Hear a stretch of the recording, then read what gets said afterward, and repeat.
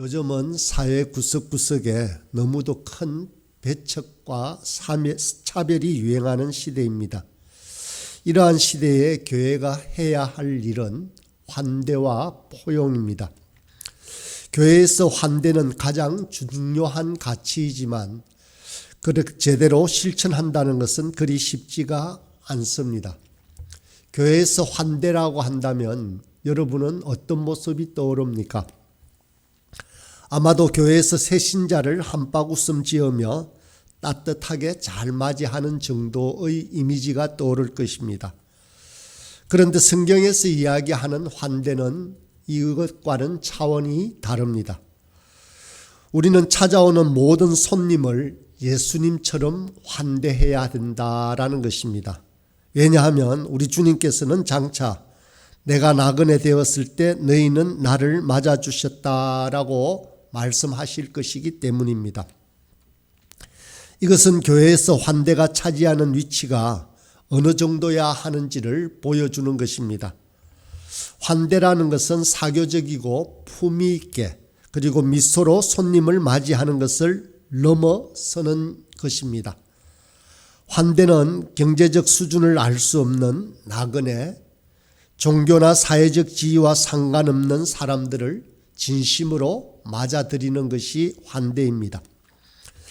오늘 본문은 환대의 중요성을 가장 잘 나타내는 구절이라고 할 수 있습니다. 이 말씀을 통해서 환대의 대상을 세 가지로 나누어 생각해 볼 수 있습니다. 가장 먼저는 서로라는 말입니다. 형제 사랑하기를 서로 계속하고 라는 말 속에 서로의 개념이 담겨 있습니다. 서로 환대한다는 것은 이미 구성하고 있는 교회의 형제 자매들을 향한 성도들 사이의 환대라고 할 수 있습니다. 두 번째는 손님이라고 나와 있는 바로 나그네입니다. 그 나그네는 낯선 사람을 말합니다. 낯선 사람은 정체를 알 수 없는 사람, 어디서 왔는지 무슨 생각을 하는지 과거에는 어떤 일을 했는지 도통 알 수 없는 사람입니다. 그러나 그들 대접하기를 소홀히 하지 말라, 대접하기를 잊지 말라라고 말합니다. 마지막 세 번째는 3절에 보면 갇힌 자라고 말합니다. 갇혀서 학대를 받고 있는 사람입니다. 히브리서가 쓰인 역사적 맥락에서 볼 때는 예수님을 믿는다라는 이유로 종교적 탄압을 받은 사람들이라고 할 수 있습니다. 환대는 그리스도인들과 교회가 마땅히 실천해야 할 가치입니다. 한국 교회를 비롯한 세계의 많은 교회가 구제 사업에 애쓰고 있습니다. 하지만 구제와 환대는 다릅니다. 구제가 사람들에게 물질적 도움을 주는 의미로 사용된다면 환대는 상대방을 나의 몸처럼 있는 그대로 받아주는 것입니다. 마태복음 25장에는 히브리서와 동일한 내용이 나옵니다. 하나님께 복을 받은 자, 하나님의 나라를 상속받은 하나님의 자녀가 어떤 사람인지를 이야기합니다. 예수님은 주님이 배고플 때 먹을 것을 주고 목마를 때 마실 것을 주고 나그네로 있을 때 영접해 주고 벌거벗었을 때에 입을 것을 주고 병들었을 때에 돌보아 주고 감옥에 갇혀 있을 때에 찾아온 준 사람이 바로 하나님 나라를 차지한다라고 하셨습니다. 그 말씀을 들은 의인들은 자신들이 예수님을 그렇게 대접한 적이 없기 때문에 아주 당황했습니다. 그러자 예수님께서 형제 자매 가운데 지극히 보잘것없는 사람 하나에게 행한 것이 곧 자신에게 행한 것이다 라고 말씀하셨습니다. 하나님으로부터 어렵다 칭찬받고 하나님의 복을 받는 기준은 다름 아닌 지극히 보잘것없는 사람을 환대하는 데 있다는 것입니다. 오늘 본문의 히브리서이건 마태복음 25장이건 성경에서 의미하는 환대는 나그네에 대한 환대임을 분명합니다. 창세기 18장에 보면 아브라함은 집 앞에 앉았다가 나그네 세 사람이 몹시 뜨거운 햇살을 맞으며 서 있는 것을 보았습니다. 그는 곧 달려나가 그들을 집 안으로 모셔드리고 최선을 다해서 음식을 마련해서 손님을 대접했습니다. 그 나그네들은 바로 하나님의 천사들이었습니다.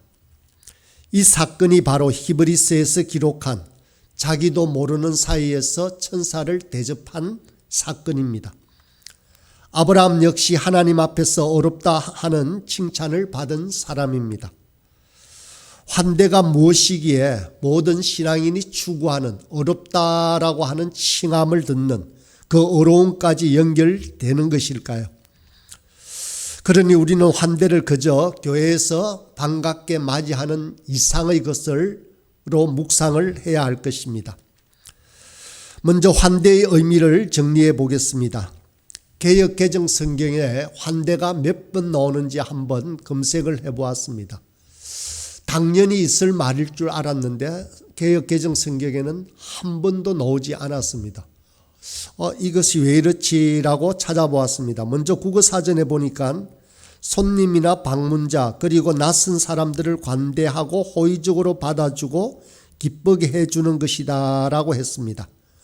또 도움이 필요한 어떤 사람에게 관대하게 주의를 기울이거나 친절한 행동을 하는 것이다 라고 되어 있고, 기쁠 환자와 대접할 대자라고 써서 이 환대를 다른 성경에는 어떻게 번역했나 보니 대접한다라는 뜻을 바로 환대라는 말로 썼습니다.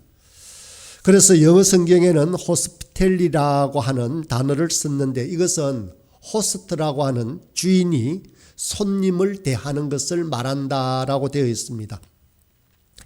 이 단어에서 환대라는 단어에서 병원이라는 하스피털이라 나오고 호텔, 호스텔, 호스티스 전부 이런 말이 호스피스 등의 단어들이 나왔다라고 되어 있습니다. 낯선 사람이나 병든 사람, 나그네, 손님을 환대한다는 공통적인 의미를 다 지니고 있었습니다.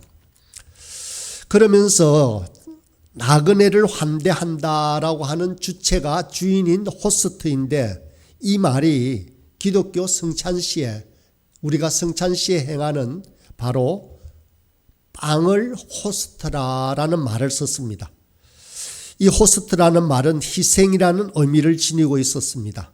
궁극적으로 낯선 사람, 나그네라는 사람들을 위해서 희생하는 것을 말했습니다. 그러므로 예수님은 스스로 나그네가 되셨고 또 스스로를 희생해서 나그네를 환대하는 성찬식 때 쓰는 빵으로 그렇게 자신을 마련하셨다라는 것입니다. 예수님께서 스스로 제물이 되어 베푸신 식탁으로 인해서 헐벗은 나그네들이 쉼을 얻고 목마름을 채우고 허기를 면하게 되었습니다. 그래서 그리스도인들에게 식사를 나눈다라고 하는 것은 함께 밥 먹는 것 이상의 의미가 있다라는 것입니다. 이전에 이 식탁은 유대인이나 이방인이나 헬라인이나 야만인이나 남자나 여자나 자유인이나 종이나 모두 함께 숟가락을 드는 공간이었던 것입니다. 우리가 예수 그리스도의 살과 피를 먹고 마심으로 그리스도의 구원을 감사하고 서로 축복하듯이 나그네를 영접하고 함께 먹고 마시는 것은 그리스도의 구원에 동참하는 또 다른 행위입니다. 성찬은 우리를 향한 그리스도의 환대를 상징합니다. 함께 빵을 떼고 포도주를 마실 때 우리는 나그네 된 우리를 받아주고 갇혀있는 우리에게 찾아오신 바로 우리 주님 예수님을 만나는 것입니다. 낯선 사람에게 내어주는 것, 희생하는 것, 이것이 바로 우리가 믿는 기독교의 본질이라고 할 수 있습니다. 그렇기에 이 환대의 행위를 의로움과 연결시키고 있습니다. 성경은 모든 나그네들 그리스도처럼 대접하라라고 했습니다. 실은 예수님이 이 땅에 오셨을 때, 나그네로 오셨을 때 그렇게 차별과 멸시와 고난을 겪으신 것입니다. 그리고 그 나그네는 스스로 자신을 희생하여 우리 주님은 우리 모두를 환대하는 바로 성찬 호스트가 되신 것입니다. 예수님이 그러셨다면 우리 또한 나그네를 배척할 어떤 이유도 없습니다. 환대가 내부자들, 교회 안에 있는 사람들끼리 따뜻하게 대접하고 친교를 쌓는 행위 이상의 의미라는 것입니다. 오히려 낯선 사람, 이방인, 나그네를 대하는 태도로 보아야 한다라는 것입니다. 낯선 사람을 받아들이지 못하는 그러한 공동체라면 그들은 그리스도의 참된 환대를 행하지 않는 사람이라고 할 수 있습니다. 우리는 받아들일 수 있는 나그네, 그리고 문을 걸어 잠가야 하는 나그네를 구분하고 있지는 않는지, 그렇지만 만약 우리가 진심으로 모든 나그네를 그리스도로 여기며 맞이할 수 있다면 그 나그네와 함께하는 밥상은 우리뿐만 아니라 그 나그네들도 변화시킬 수 있는 것입니다. 우리가 나누는 붕어빵도 그러합니다. 작은 호스트가 될 수 있습니다. 그것을 통하여 우리를 변화시키고 그것을 통하여 그 사람들을 변화시킬 수 있는 것입니다. 그 성찬을 마련하고 초대한 분이 바로 그리스도이시기 때문입니다. 환대의 식탁에서 한 자리는 늘 예수 그리스도가 앉아 계시는 자리라고 생각할 수 있습니다. 그래서 많은 그리스도인들이 이렇게 고백을 합니다. 한때 많은 크리스찬 가정에 액자로 걸려있던 글입니다. 그리스도는 이 집의 주인이시요 식사 때마다 보이지 않는 손님이시요 모든 대화에 말없이 듣는 이시라. 나그네를 환대하는 것은 학대받는 사람, 힘없는 사람, 억압받는 사람 등 모든 종류의 고통받는 사람들을 그리스도의 눈으로 바라보는 가치 있는 경험입니다. 우리는 한 사람의 국적, 나이, 성별, 피부색이 무엇이든지 간에 그 속에서 진정한 그리스도의 형상을 찾을 수 있습니다. 그럴 때 우리는 인간의 존엄성을 깨달을 수 있는 것입니다. 아울러 한 사람 안에서 그리스도의 형상을 찾아 환대하는 것은 우리가 하나님의 참다운 사람, 옳은 사람이 되어가는 방식입니다. 우리 역시 나그네로 살아가면서 소외되거나 배척당하는 상황을 수없이 경험하곤 합니다. 모두가 똑같은 생각과 똑같은 성향의 사람들만 모이는 곳은 환대의 공동체가 될 수는 없습니다. 다름과 차이 속에서 조화를 찾아가는 공간이 바로 환대의 공간입니다.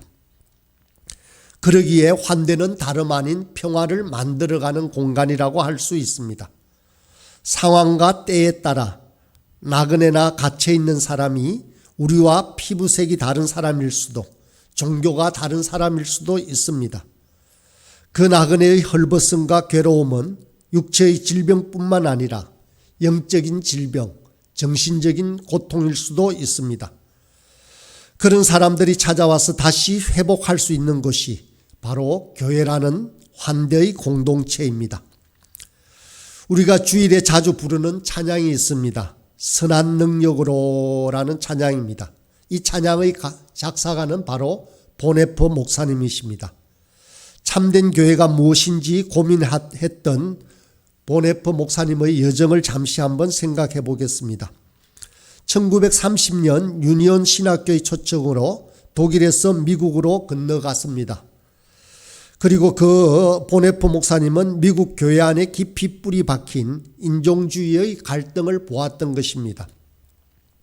그가 짧은 기간 경험한 미국의 흑인 기독교는 그의 사상에 적지 않은 영향을 주었습니다. 당시 미국에 만연했던 백인 우월주의 극우 기독교 단체인 KKK가 흑인에게 저지르는 테러에도 백인 교회가 침묵하는 것을 보고 큰 충격을 받았다라고 합니다. 그래서 그는 미국에서 한 첫 설교에서 모두가 그리스도 안에서 한 하나님을 경배하기 때문에 하나님의 놀라운 신비가 인종, 국적, 문화의 차이보다 더 크다라고 선언을 했습니다. 그리고는 흑인 친구들에게 독일로 돌아가서 이 흑인들의 고통을 잘 알리겠다라고 약속했습니다. 그 당시까지만 해도 보네퍼는 이 독일의 상황이 미국보다 더 악해질 것이라고는 생각하지 못했습니다. 보네퍼는 독일로 귀국을 했습니다. 당시에 집권한 히틀러가 조직적으로 유대인을 박해하기 시작했습니다. 히틀러는 독일 교회에서 유대 혈통을 지닌 목회자를 추방하는 반유대인 법을 제정했습니다. 그러자 보네퍼는 하나님의 말씀 아래 유대인과 독일인이 함께 서 있는 이곳이 교회이고 여기서 교회가 여전히 교회인지 아닌지가 구별된다라고 감히 말했습니다. 그러자 유대인 인종차별을 반대하자 게시타포는 보네퍼가 이끌던 신학교를 폐쇄했습니다. 히틀러의 인종차별에 보네퍼는 적극적이고 현실적인 방법으로 저항을 했습니다. 그래서 히틀러 암살 업무에 가담케 되었습니다. 보네퍼에게 교회의 실패는 환대의 실패였던 것입니다. 흑인들의 고통에 침묵하는 백인들의 교회, 유대인들의 비명의 길을 막은 순수한 독일인들의 교회, 이 모두는 환대를 실천하는 데 실패한 것입니다. 그 교회 밖에 계신 그리스도는 나그네로 떨고 있었습니다. 모든 편견과 차별로 탄식하는 사람에게 평화와 정의의 손길을 내미는 것, 이것이 바로 교회 공동체가 품어야 할 과제입니다. 저와 여러분은 나그네입니다. 이런 우리에게 우리 서로는 바로 그리스도라 할 수 있습니다. 오늘도 사람의 모습을 입고 여기 계시는 그리스도의 은혜를 서로 나누고 기억하면 참 좋겠습니다. 성경에서 찾을 수 있는 환대의 정점은 바로 예수님의 성육신입니다. 예수님께서 이 땅에 육신을 입고 오신 성육신의 의미는 바로 하나님께서 우리를 사랑하시고 나그네 된 저희를 위하여 독생자를 보내시고 또 그 예수를 믿는 자마다 멸망치 않고 영생을 얻을 수 있는 길을 마련하신 것입니다. 참 이것은 하나님의 일방적인 놀라운 사랑을 보여주는 것입니다. 원시 종교를 포함한 대부분의 종교는 신의 진노를 잠재우기 위해서 인간이 희생 제물을 준비하여 드림으로 그 복을 추구하는 것입니다. 이전에 인신공양이건 짐승의 희생을 수단으로 하건 제물을 바치건 다른 것들의 희생이 우리 안전의 근원이 되었습니다. 그러나 우리가 믿는 기독교는 그렇지가 않습니다. 인간이 하나님의 진노를 잠재우기 위해 사람이나 짐승을 희생하는 것이 아닌 것입니다. 오히려 하나님이 인간의 구원을 위해 십자가 위에서 자신을 희생한 것입니다. 생각하면 할수록 인간을 위해 하나님이 직접 이 땅에 오셨다라는 이 사실은 정말로 놀라운 사건입니다. 그렇지만 예수님의 이 희생이 나 혼자만을 위해서 십자가에 매달리신 것 정도로만 기억한다면 그것은 다른 종교와 별 다를 바가 없습니다. 사도 요한은 말씀이 육신이 되어 우리 가운데 거하신다라고 했습니다. 예수님이 성육신하신 이유가 우리와 더불어 우리 가운데 함께 살아가기 위해서라고 했습니다. 나 혼자가 아니라 이웃과 그리고 더불어 살아가는 것이 바로 성육신이 주는 메시지입니다. 신앙은 개인적일 뿐만 아니라 더불어 사는 삶을 추구하는 것입니다. 그러므로 그리스도의 성육신은 나를 위한 신앙에서 이웃과 함께 하는 신앙으로 전환하는 것이라고 할 수 있습니다. 다시 성찬을 생각해 보겠습니다. 성찬은 이웃을 위해 자신의 몸을 나눠주신 예수님을 기억하는 시간입니다. 심판자로 서신 그리스도가 아니라 우리와 같은 자리에서 함께 살아가는 예수님을 만나는 시간입니다. 그리고 우리와 교회가 이웃의 곁을 지키고 더불어 살아가겠다고 결단하는 시간이기도 합니다. 교회를 이룬다라는 것은 예수님의 성육신의 본을 따라 서로의 곁을 지키고 함께 사는 환대의 삶으로 초대하는 것입니다. 이런 환대의 삶은 개인이 홀로 실천하기는 무척이나 버겁기도 합니다. 그러나 교회는 함께 환대의 삶을 살아갈 수 있습니다. 그럴 때 그리스도의 몸된 교회는 더욱 건강하게 자라가는 것입니다. 이 아침 성육신과 성찬의 의미를 다시 생각하며 환대와 포용으로 더욱더 충만한 저와 여러분이 또 우리 부활 소망교회가 되길 간절히 소망합니다.